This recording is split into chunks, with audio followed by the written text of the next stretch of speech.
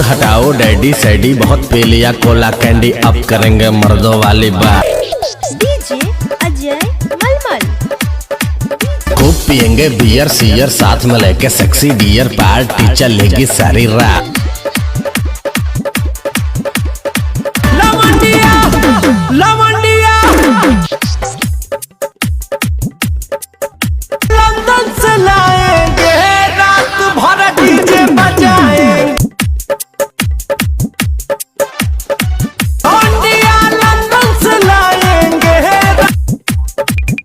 रात भर डीजे बजाएंगे।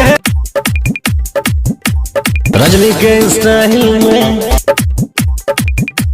सिगरेट जलाएंगे,